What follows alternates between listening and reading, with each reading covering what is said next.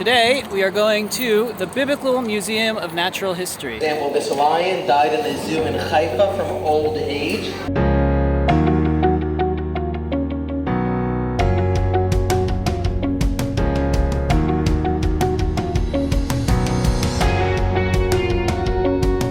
From what I've been told, it's a really cool hands-on experience going through all of the animals that are in the Bible.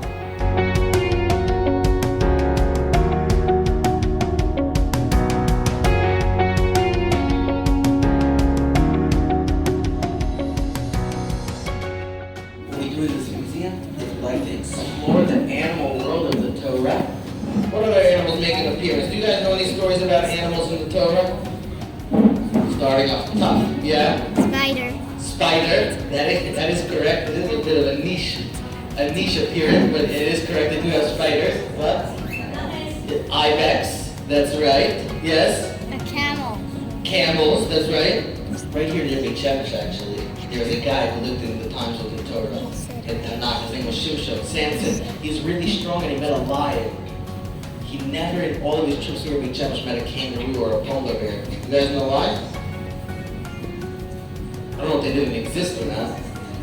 They weren't living here in Israel. You see, the animals in the Torah are Israeli animals. What we do in this room is kind of get to know what exactly does that mean. What is an Israeli animal? A lot of animals outside of Israel today are not even Israeli. Turtles in the tank, in the terrarium, called red-eared sliders. They're from Florida. They're really common in Israel.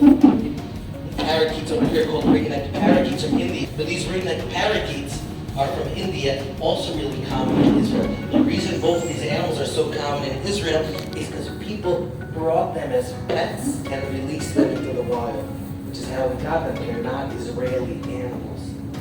On the other hand, many Israeli animals of the Torah no longer live in Israel, and we're going to meet them in the museum. This really highlights the reason that many no longer live here. Anyone have any idea where that is? A cheetah. It's similar to a cheetah. Someone said it though before. A leopard. That's right, yes. It is the fur of a leopard. It's now a rug. People killed the leopard and turned him into a rug. And that's how we got many animals in Israel that are no longer living here today because people got involved. Another example, although more general and not specific to Israel, this is a skeleton. You guys know of an animal? Yes? Bear. A bear. That's right, it is from a bear. Not a dinosaur, it is from a bear. And it's also extinct. It's no longer alive because people killed them, which is why many animals of the Torah and the land of Israel are no longer around in Israel, and why we're going to meet them in the museum. King Solomon received gifts that included exotic birds, monkeys, ivory, and that's how we do have some animals that manage to sneak their way in, although they're not Israeli. Hi, I'm here in Glen Creek in South Africa. We're setting up a shoot for the lion. In there is the cage where the videographer is going to be standing for his own safety. As for my safety, well, I'm going to have to just pray and hope for the best.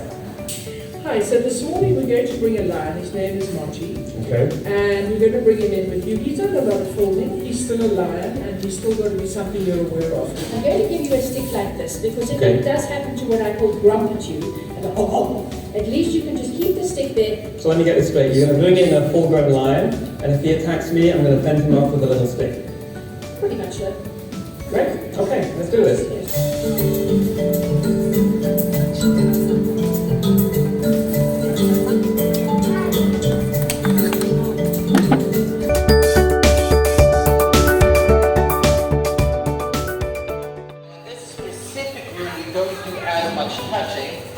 Due to the fact that the taxidermy, which has fur, can fall out when touched.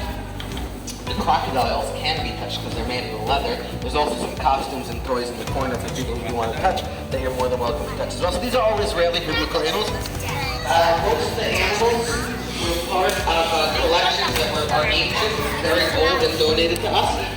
Some of the animals have died more recently. For example, this lion died in the zoo in Haifa from old age, and that's how we got him in the museum. Other animals have gotten here in other ways. That small wolf over there is called an Indian wolf. In Hebrew, he's called a ze'ev. In Tanakh, wolves really like to eat one certain animal. Do you guys know which one? The symbol of peace is a wolf living with this animal, a lamb, a sheep. This small wolf, he tried to eat a sheep up north and he got shot. And that's how he joins the museum. The larger wolf is called a Siberian wolf. He has nothing to do with Israel or Tanakh, he just looks much cooler, so we have it as well. But that's the Ze'ev, and it's an animal who does appear much in Tanakh and the land of Israel. Most definitely. This larger yellow spotted cat, any ideas who he is? Very close. It's a cheetah. Many times the cheetah, who's a great hunter, will catch the food, but he's weaker. So what do you guys think happens? The leopard, the lion, and the hyena come and take the food away.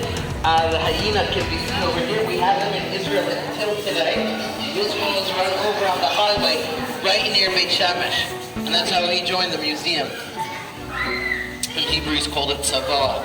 He does not appear to have a significant role in Tanakh, but he has a very important role in the wild because he eats. You guys know what he eats? What do they like to eat? They like what? Many of them like to eat the carcasses, dead animals, and they prevent diseases from spreading. In Hebrew, he's called it Tzavah.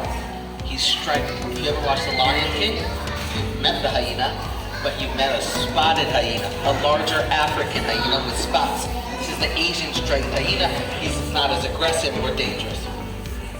Some other animals that live in Israel till today and are very beneficial to humans include the badger and the mongoose, who eat venomous snakes. Next to the mongoose, you can see the jackal. In Hebrew, it's called a tan, and he howls at night. So if you're around Israel and you're howling at night, it's the jackal, or the tan, who is howling. And next to this, the little guy is called a fox, or English. Foxes get bigger sizes, right? Not so much bigger, they're not large animals. These are all part of the Israeli biblical wildlife. I'd like to show you guys a very interesting phenomena in which people have had a really challenging time identifying Israeli biblical animals. It's an animal that appears many times in Tanakh called a nesher. What's a nesher? No, so almost everyone who shows it to the museum says a nesher is an eagle. In Tanakh, though, the nesher is described as a bald bird. Not only is he explicitly described that way, his name, nesher, comes from the word nishira, or someone who loses his hair in Hebrew. For Israelis, because you might say he has nishira. That's why the nesher in Tanakh is the vulture. You can see him up over here. You see how he's bald? Exactly as described in Tanakh. He's also the highest flying bird in the world. People had no idea what a vulture was. And people specifically in Europe who were studying about the nesher, many of them only knew what an eagle was. So they transposed the name onto the eagle. People in Arab countries had much less difficulty with this. A, because they were more familiar with the vulture, but also because in Arabic, the nesher, or the vulture, is called the nasar. So it was much easier to really put the pieces together. And it's just another example of the consequences of not being familiar with Israeli wildlife. Some animals are even more commonly mistranslated. And I'd like to show you guys a really cute example. He's actually alive, and it's required to come out and say hello to us, of another animal which is very commonly misidentified in Tanakh. In Tanakh, there's an animal called a shafan. A shafan appears many times in Tanakh. He also appears in a popular children's nursery rhyme about a rabbit who forgot to close the door and got a cold. The shafan in Tanakh is described at length as a mountain-dwelling animal. An animal who likes to live in mountains, is the neighbor of the ibex and hides in rocks. If you ever go around Israel and you look in the mountains and you find the ibex, you'll never find a rabbit there. And that is because in Tanakh, the shafan is not a rabbit, as it doesn't fit the description at all. Instead, if you look around Israel in the mountains, you'll see ibex, and next to the ibex, you'll see another animal. Here he is over here. A hyrax. They're cleaning there now, so they're a little more over here. So that's a hyrax. He's called a hyrax, and that's the shafan in Tanakh. or nowadays called Shafat Zela. Now the Hyrax, for many years people had no idea what he was, nor did they know what the land of Israel and the topography was like. So they had a really difficult time identifying it, which is how the Shafat became the rabbit. I will point out that some of the confusion also comes from the fact that he's mentioned as an animal who chews the cud, and that also led to some difficulties with identifying it as the Hyrax. So we really see that the animals of the Jewish people of the land of Israel and the Tanakh are very different than what we think of when we think of Israeli, Jewish, biblical animals. And part of what we do is really get to reconnect to the land and the animals that are in Tanakh. And then we'll continue on to get to see different commandments, different mitzvot that are fulfilled with animals, that we do with animals.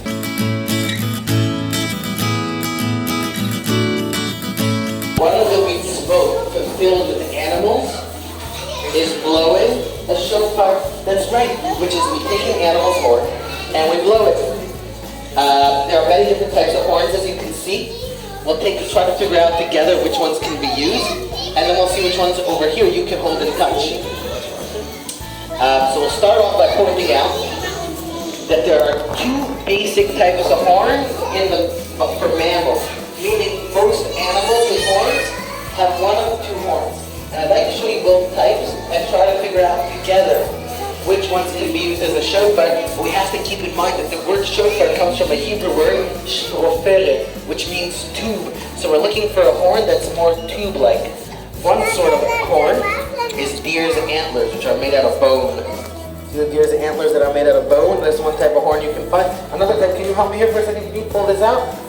That white piece. Another type of horn is many mammals have a bone that's covered with a keratin sheet that can be removed, and you're left with this hollow horn. Which one is more tube-like? You guys think the deer's? That's right, because tube have some sort of connotation of hollow. It's a little smelly, so let's put it back. All the horns from here onwards are all keratin sheets that were removed from the bone, and they're all allowed to be used as a shofar. But these, what did these do to anyone? These are all types of cow horn. You're not allowed to use cow horn as a shofar because the Jewish people did a very famous sin with a cow. Anyone know what that is? That's right, the sin of the golden calf. When they made a cow from gold, which is why we don't use cow horns, including even really cool cows like the buffalo. All the rest of the horns can be used. Next to each horn, you'll see a little toy, which shows you what the animal it came from looks like. Although they're all allowed to be used, you generally will not see them being used. You'll generally only see this sort of horn because people prefer the horn of one certain animal. You guys know which one? Of a ram, a male sheep. And that's because of a biblical story that occurred with a male sheep's horn. With the ram's horn, the story of Avram and Yitzchak, they found a ram stuck in the bushes, and they sacrificed it and brought it as a korban, the ayil, which is why the people prefer to use that as a shofar. In this room, you can take a closer look at the horns. You can touch the different horns. Some of them can be held. I'll help you guys. Actually, most of them can be held in place. Just put them back, and you just hold them in place to get a feel of what they're like. Without getting too wild with them, of course, they're all real.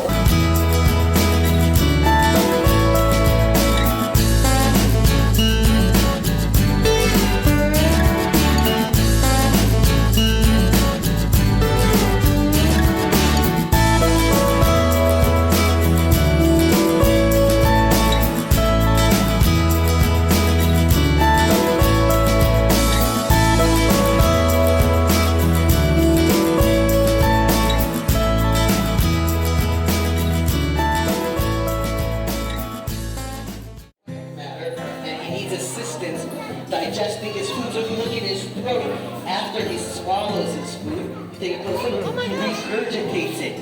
He brings it back up and he chews it again. That's called chewing the cud.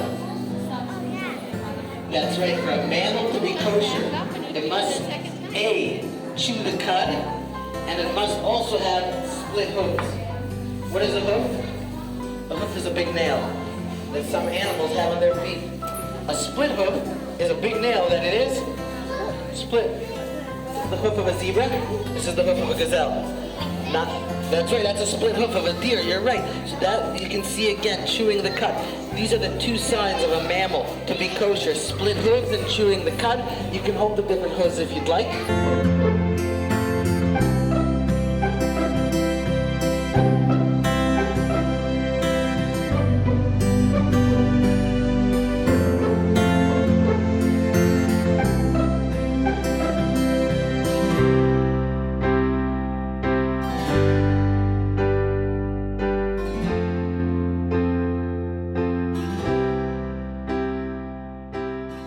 Famous signs included animals birds that catch their prey with their talons and squeeze them are not kosher.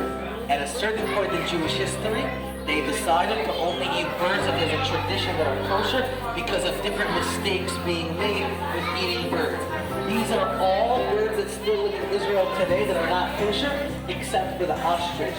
No longer lives in Israel. So this is our next pet, a huge turtle. Hey, guy. Scorpion.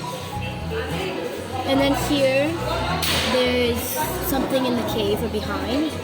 Here, there's a one. And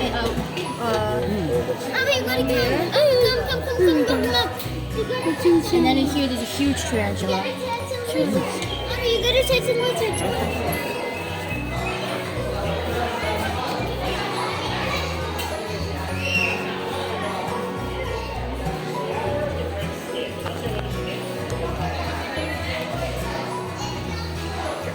This is the big guy. Oh my gosh. And then I'm going to show you the crescent gecko I want. Hey, show me. What did you find? Oh my gosh. Oh, good. You have one of these in class, no? Oh, guys, no. Don't bother. Sleep.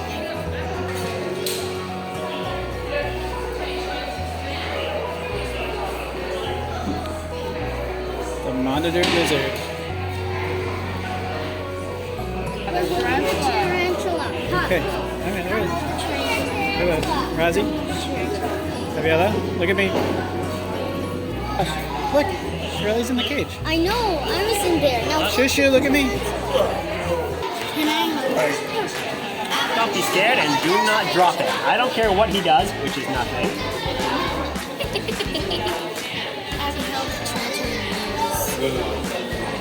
I haven't ever held a tarantula. What? How could I have held it and you didn't? Well, I held it in vectors. Let me tell you, none of my tarantulas have bitten people before. None. That's what they do. It's like your last choice, kid. It's your last choice. Well, you can hold it. But if you hold it, you can't drop it. They're more likely to shoot out their hair. That's a much better defense mechanism. Why is he not walking? Huh? Why is he not walking? Do you want him to walk on you? No.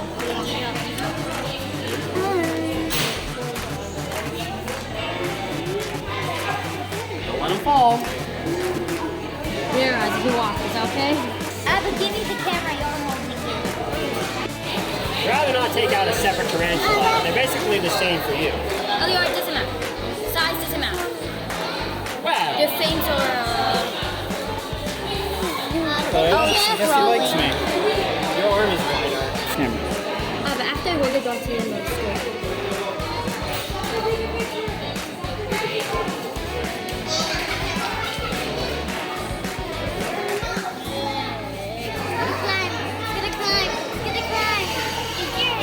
None of this encouraging.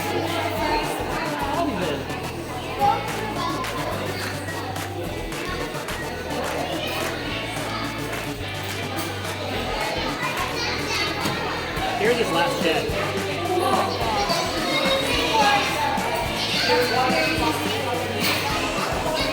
You can hold that, Shirley. Like they shut it all at once. Yeah, they kind of climb out of it. Under ultraviolet, this black emperor scorpion turns luminescent. That one's beautiful. Whoa. But that one's really pretty. Wait, you have it? Makes him look extra dangerous. No,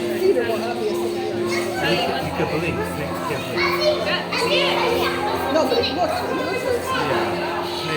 He has very sharp nails.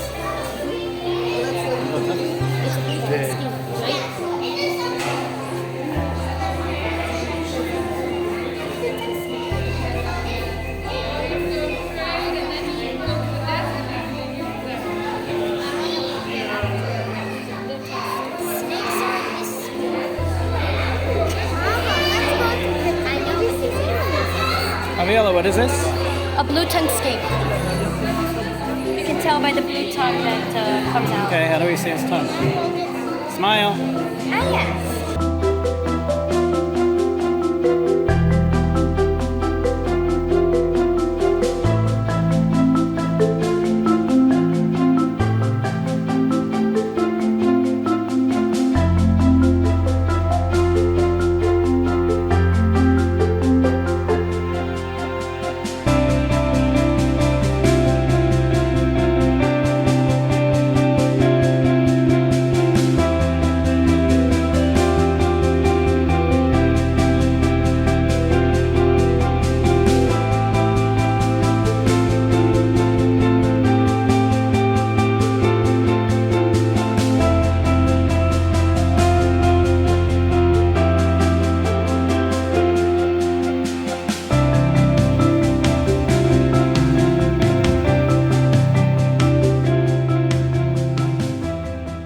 Snakes.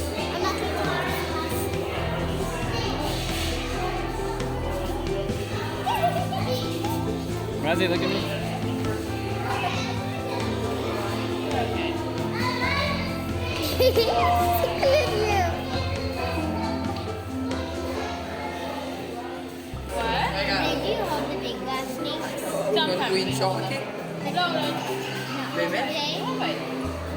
Hey, can I hold the smaller one? Yeah, in a minute I'll take out a smaller one. Hopefully.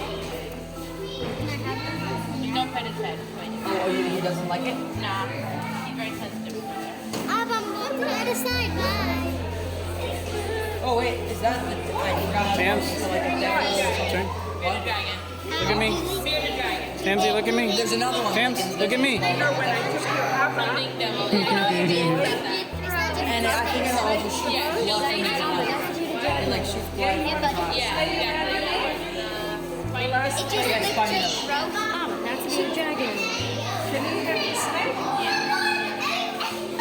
Not enough.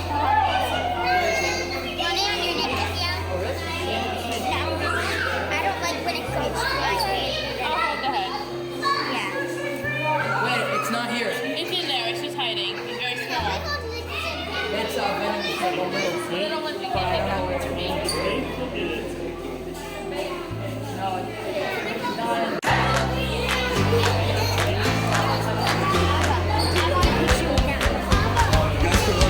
Here, go.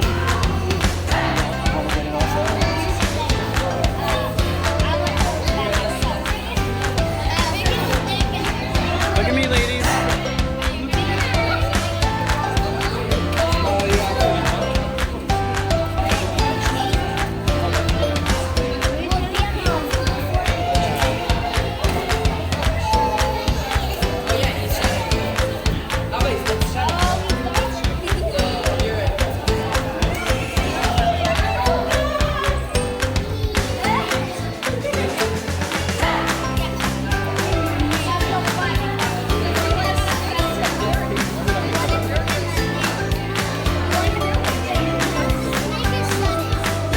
Tams.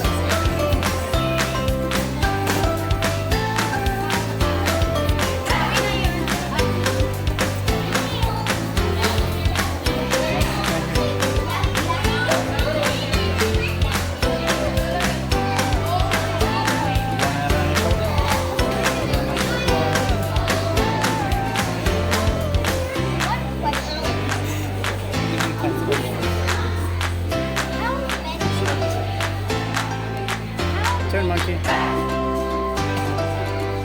my God.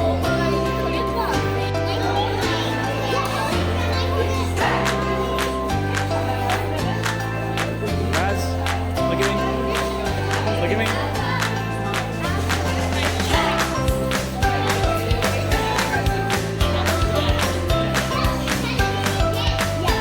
Dolly.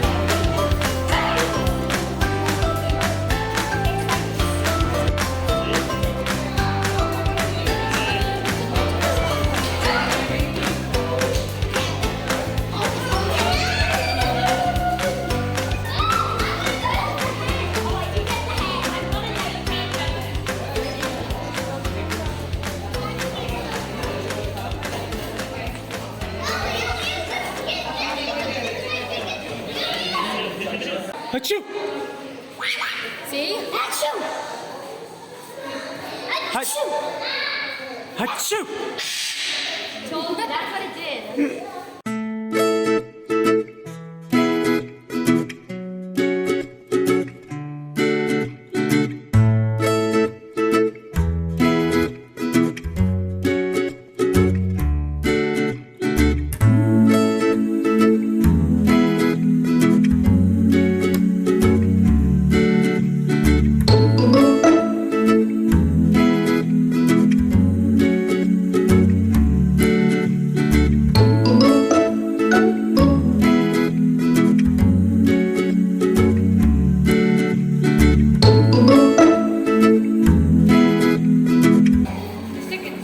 Oh, the stick bug.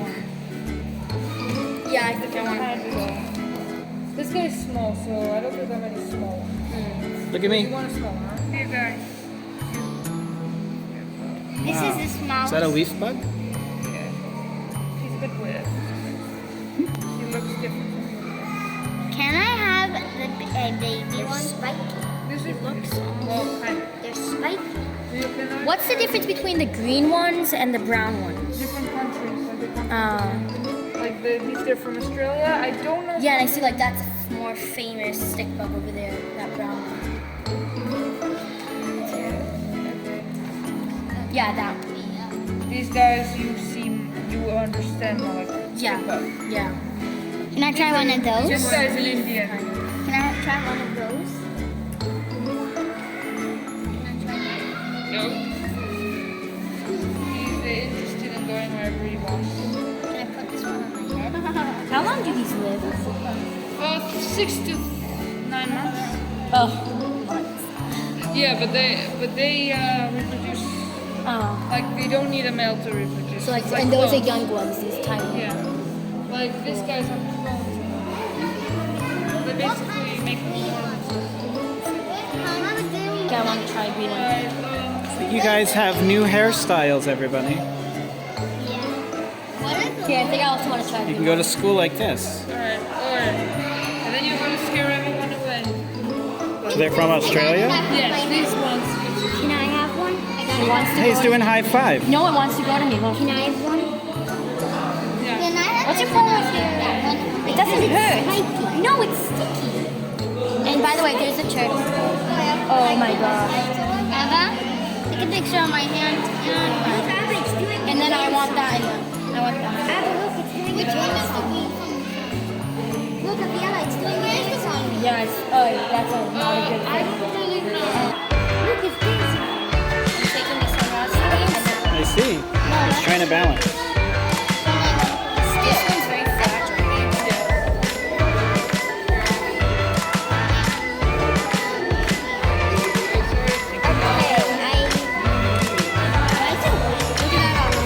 They really do look like a stick. They have to be sprayed. Is that a leaf bug? It is. Oh wow. You could, the key and poop. Yeah, they pee and poop from my hand.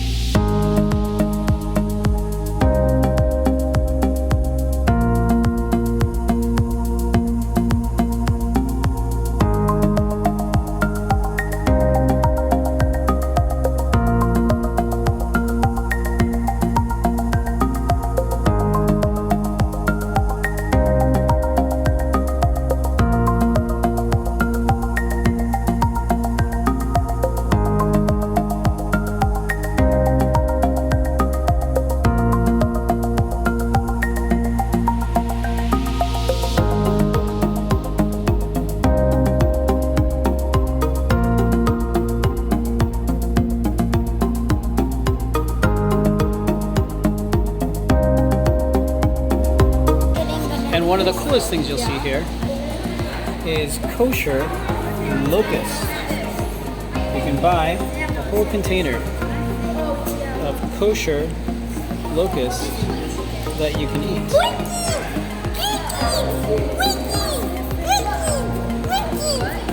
Well, we're going to end off here at the gift store. Hope you enjoyed.